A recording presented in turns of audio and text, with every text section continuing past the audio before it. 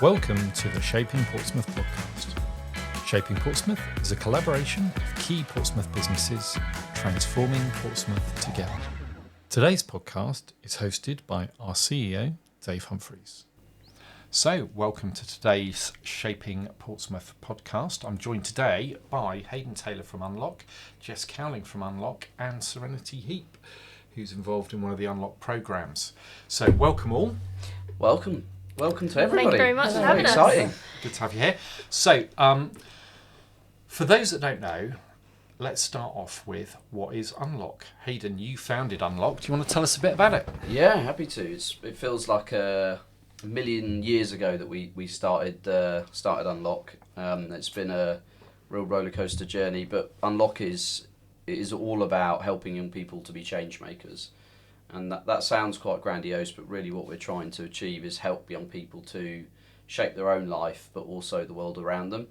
And we want to help young people develop that sense of connection to purpose, which we know is so difficult to connect with. You know, so many young people are passionate about a whole range of issues, but don't necessarily have the vehicle to do something about it. So our programs in schools and colleges and universities develop young people's skills, their confidence, that connection to purpose. And then we have support for young people who then want to step up to be change makers. So we have longer programs that do exactly that. So you can set up a business, start a charity, run a community project, engage with social action, whatever it is, so long as it's about, you know, young people making a positive difference and being drivers of change, which is kind of aligned to our journey, right? Me and Ben Dowling, my co-founder, started this when I was 16 and he was 19, and we had no clue what we were doing. So what we really want to do is create the platforms where any young person who's got a great idea has the support, the funding, the people around them, and the training to actually make that idea a reality. So that's the idea. That's the premise. So what on earth inspires you and Ben to set up something like Unloc in the first place? How did that come about? It's a great question. And it came from necessity, I think. So I was 15 at the beginning of our story, really, and Ben was 17, nearly 18, and we were part of an amazing group called the Council of Portsmouth Students. It was this incredible forum of young people from every school, college, pupil referral unit, and it was super inclusive as well. I, to be honest, was kind of gliding through education and found that I didn't find real purpose in school. I wanted a bit more, really, and it was the Council of Portsmouth Students that gave me that outlet. But the funding for that programme effectively disappeared, along with a huge chunk of our youth service back in 2012. And I think Ben and I felt like we had no other opportunity, we had no other choice, really, other than to do something to keep this programme alive. But also we knew that other opportunities of young people, you know, the stuff that we really cared about as we were growing up, were disappearing. So it was up to us, or we felt it was up to us to do something about it, and that's where Unloc was born.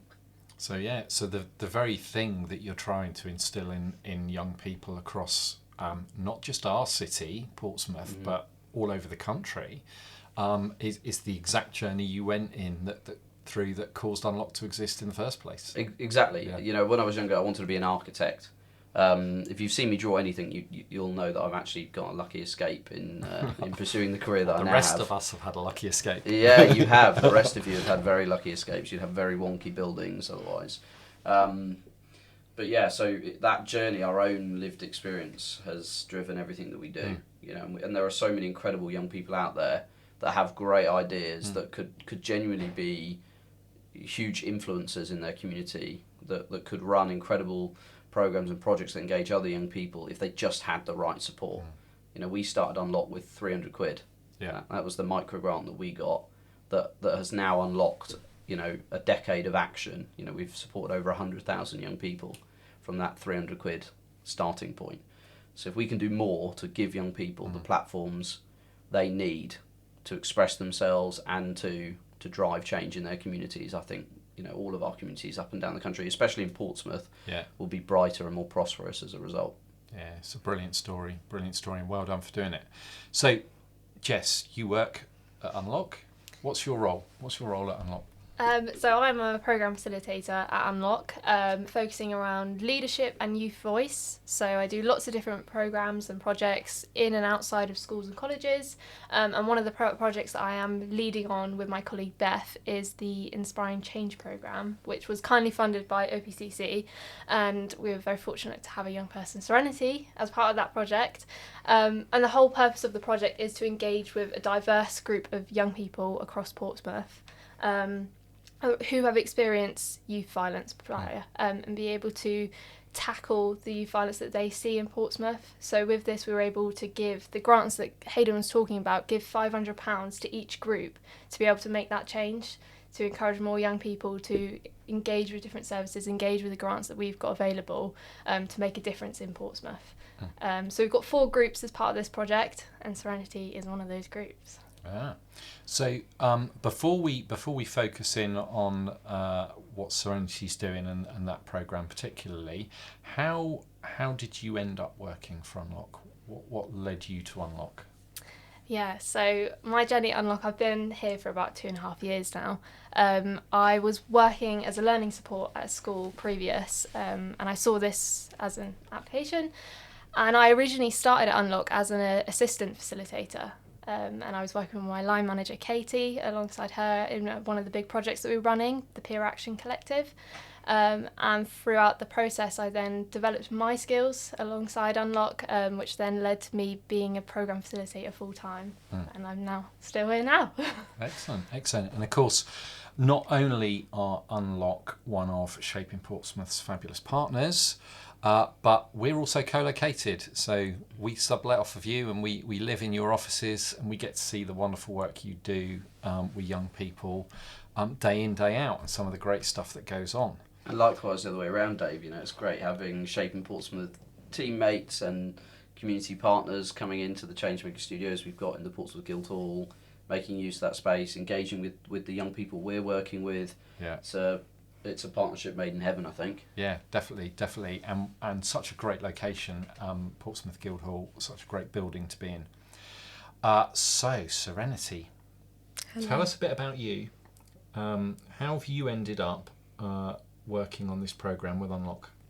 So I was living in a hostel when I first came to me, and they just kind of spoke to us about what they do, who they work with, etc.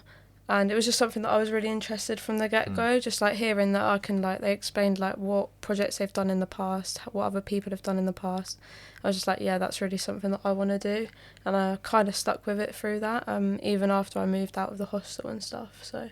So how old are you, Serenity? I'm 19. You're 19, Yeah. And you finished at school? Yeah, finished school, did college and everything, So the programme itself, it's the OPCC, and for those who don't know the acronyms, that's the Office of Police and Crime Commissioner, Inspiring Change programme, which is focused on youth violence. Yep. So why have you got involved with the youth violence programme? So I've experienced it and seen it firsthand quite a bit as well.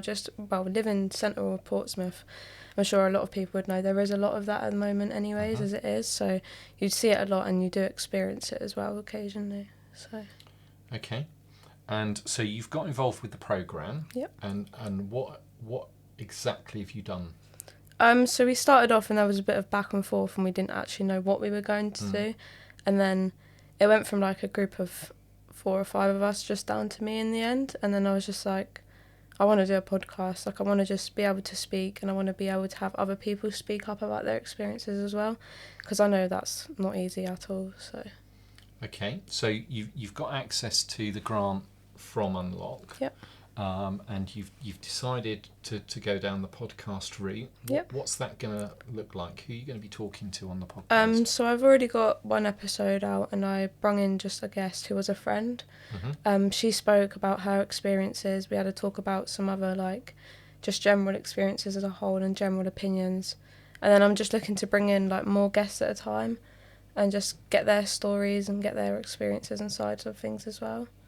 So, is this about raising awareness? Raising awareness, yeah, kind of, and giving people reducing that stigma of not being able to talk out.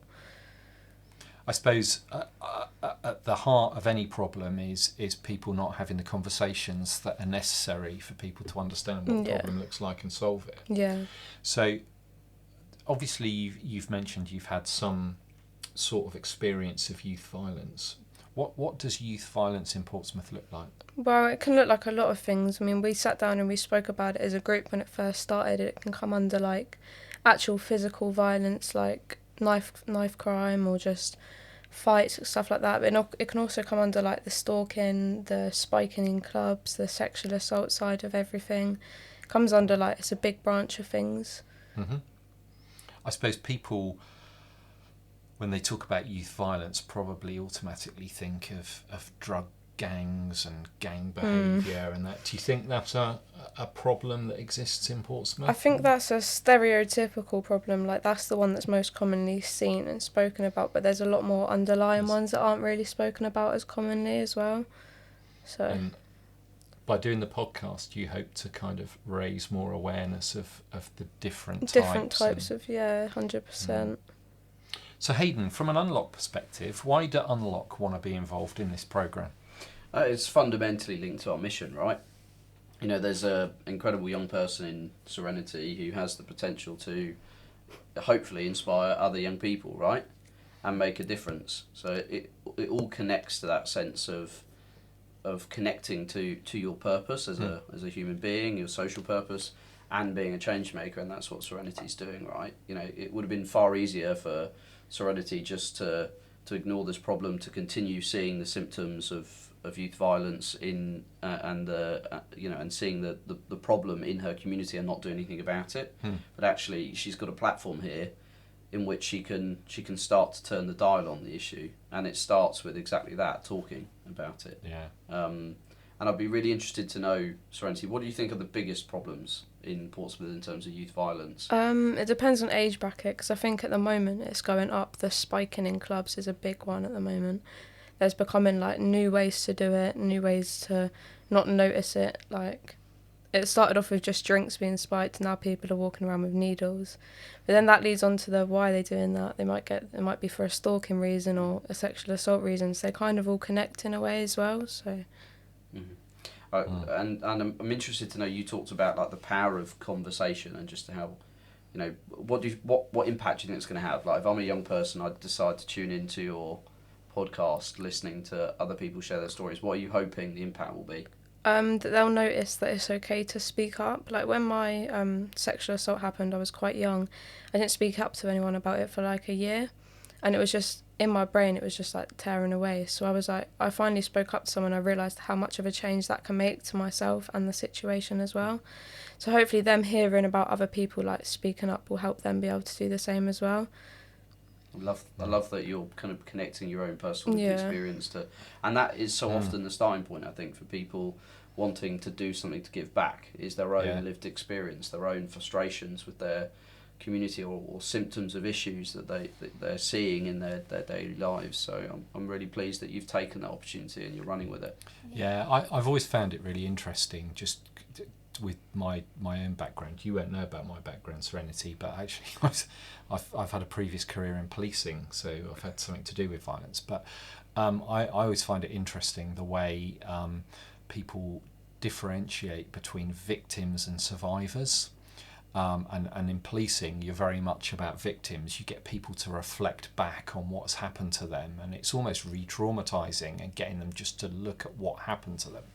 Whereas support agencies tend to focus on people as survivors, and it's that next step to move forward, and it's the conversations that need to be had. And invariably, that causes people to then use their experiences to help others to go through that same journey to be a survivor as well. And it's a much more positive way of doing it.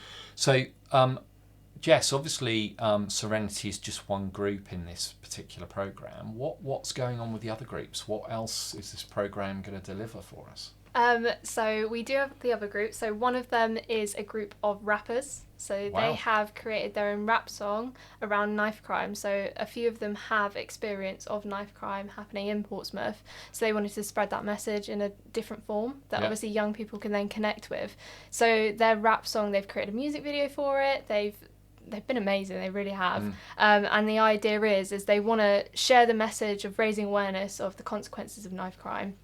But then alongside that, they want to create more opportunities for young people to engage with music, to channel their feelings and their emotions in something that could be in that creative process. So alongside that project, we've been working very closely with Music Fusion in that idea of promoting those opportunities that young people do have in Portsmouth.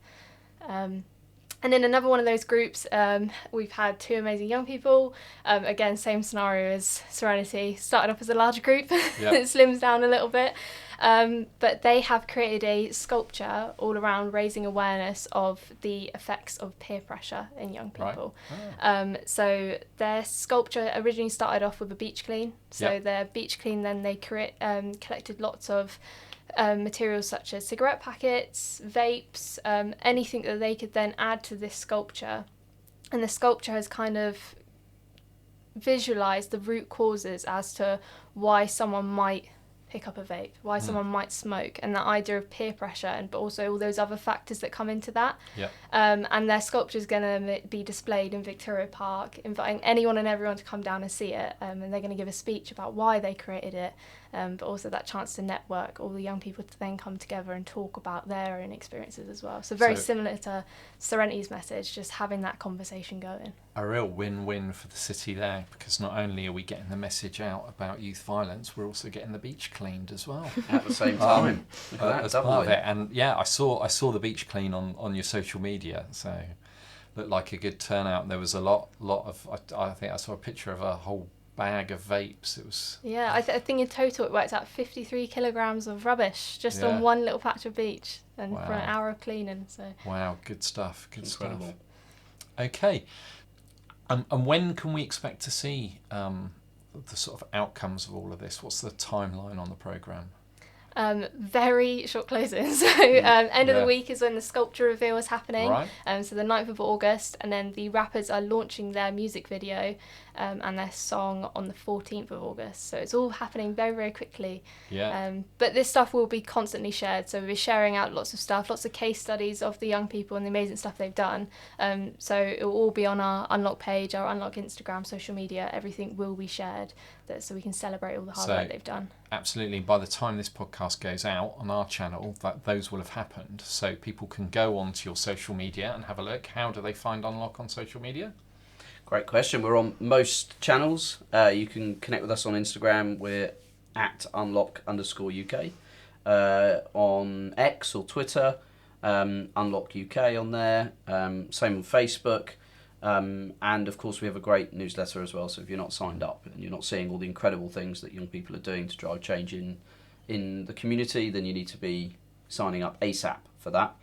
But we'll be sharing it across all of those channels as well as on our website, and I hope it inspires lots of other young people to step up and do something they're passionate about and that they care about. And I hope Serenity's story inspires kind of a ripple effect across the city.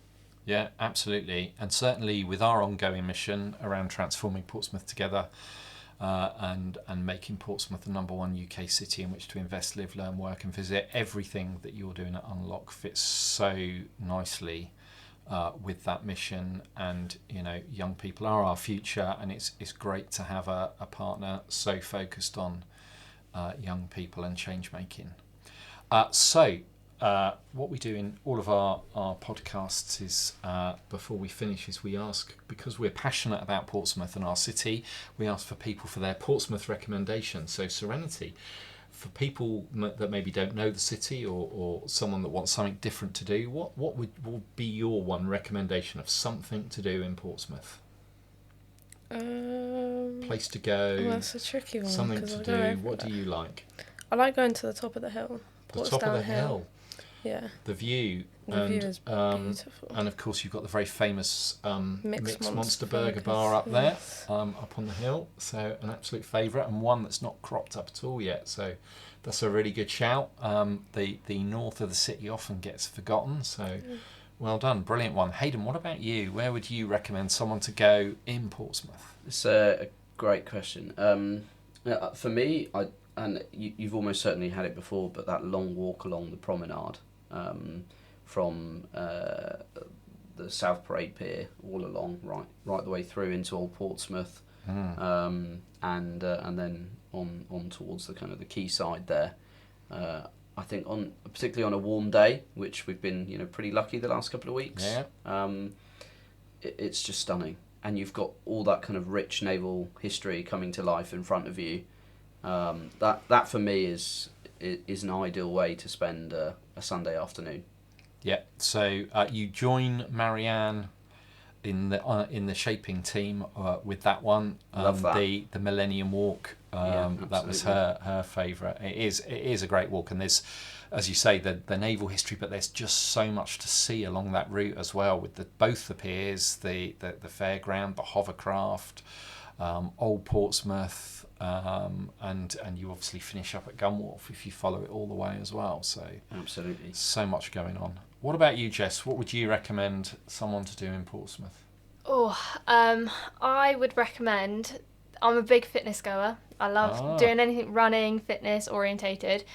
So all the running groups are amazing. Park Run, amazing. So just engaging with all the things that we've got going on in Portsmouth, and again with that beach factor, the common. There's loads of things that happen, and all around fitness. So that community aspect, getting everyone to go together. So that would be what I recommend.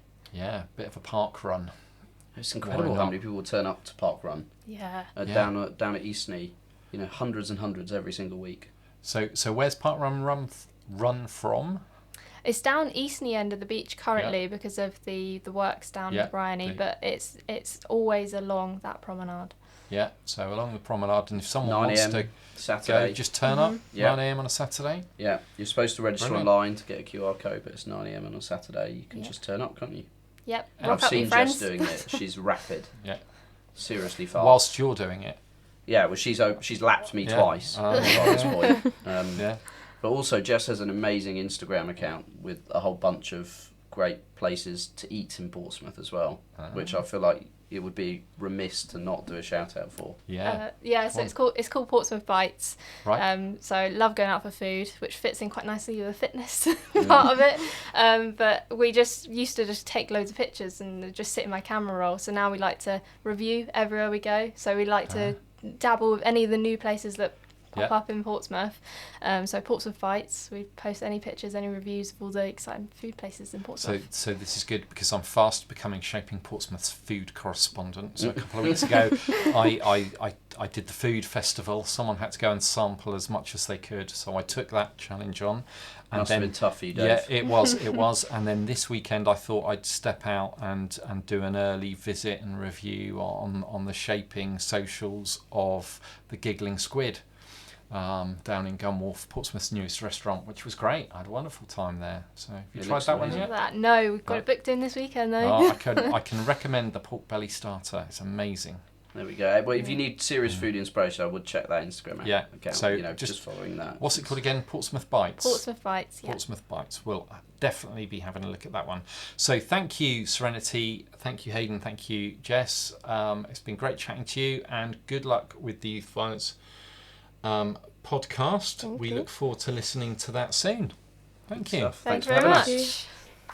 This podcast was brought to you by Shaping Portsmouth, working to make Portsmouth the #1 UK city in which to invest, live, learn, work and visit. To find out more, please visit shapingportsmouth.co.uk. This podcast was supported by Spark Community Space.